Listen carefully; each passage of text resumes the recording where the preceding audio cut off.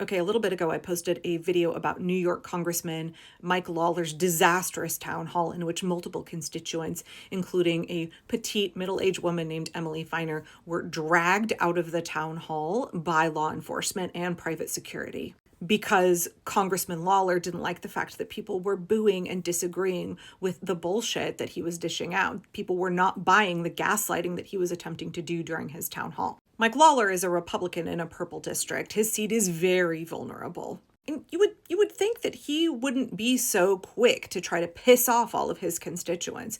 He argued with them. He was condescending. They wanted to know why it is that he calls himself a moderate Republican. That's how he garnered a lot of swing votes, a lot of independent votes, and even some Democratic votes. That's how he got elected. And his constituents want to know, why is it that you are voting lock, stock, and barrel with Donald Trump, that you call yourself a moderate, but you're voting for things like extreme tariffs that are destroying the economy?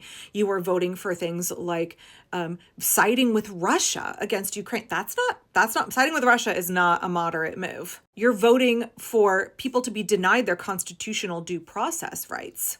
You're supporting the Trump regime in exiling American citizen children, kidnapping them and shunting them across the border, completely violating their constitutional rights. That is not a moderate position at all. And yet Mike Lawler is doing all of that. Okay, my kid is telling me we got to get going. So let me wrap this up real quick. So the constituents are mad, overwhelmingly, huge amounts of boos, lots of people chanting shame, shame. A large number of the constituents got up and left after that woman was dragged out of the town hall. They left in solidarity with her. And you can hear Mike Lawler in the background being like, you guys don't even want to stay and listen to what I have to say. No, you're having constituents dragged out of your town hall for disagreeing with you, for booing you. Because your constituents are demanding answers as to why you are supporting the horrors of the Trump regime and actively hurting your own state, your own district.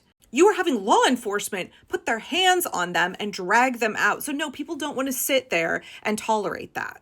But this is where I want to remind folks that this is a purple district and there are Trump voters all over America, including Trump voters that got this guy elected. Because while we have all seen the viral clips of people being outraged at what's happening at that town hall, you might not have seen this clip. Beat them up!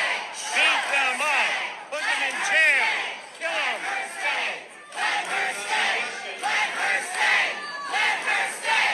Let her stay! Let her stay! Let her stay! Let her stay! Let her stay! Let her stay! Jail her! Jail her! Jail her! Yeah, so that was a Trumper at that town hall. Notice his Make America Great Again hat. He was chanting for a woman who is breaking no laws to be jailed and unalived. This is Trump's America. These are the MAGA hats, right? There's no reaching them. We don't actually need to reach them in order to save our democracy, but I think it's important to remember that people like that, someone who just looks like your average boomer granddad, has that much hate in his heart, that he thinks that someone who is daring to question their congressman about the fact that they are abdicating their job, the fact that they are harming their own district, the fact that they are violating the Constitution, that grandpa-looking dude thought that that woman should be unalived. He was screaming for her to be put to death because she dared to demand answers of her elected representative who works for her and is not representing her or the district. He thinks that should be met with death. Okay, so I gotta go right now, but there's more that I would like to say on the cult of MAGA, how dangerous and insidious it is, how there is a chunk of the American population who their empathy is completely eroded, their humanity is completely eroded, and what we need to think and do about that, how we want to approach that. But more on that later. I gotta go take my kid to North Portland.